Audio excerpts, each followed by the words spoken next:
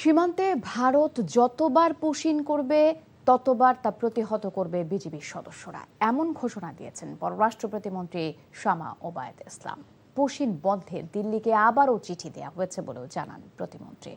বিকেলে পররাষ্ট্র মন্ত্রণালয়ে ভারতের সাম্প্রতিক পুশিন চেষ্টা নিয়ে সাংবাদিকদের প্রশ্নের জবাবে তিনি বলেন, পুশ ইন ভিসা সহ নানা বিষয়ে ভারতের সাথে অনেকবার কথা হয়েছে, সেখানে ভারত ইতিবাচক মনোভাব দেখিয়েছে। পশ্চিমবঙ্গে নতুন সরকার আসার পর নানা ঘটনা ঘটছে মন্তব্য করে পররাষ্ট্র প্রতিমন্ত্রী বলেন, দেশের স্বার্থে বিজিবি শক্ত অবস্থানে থাকবে।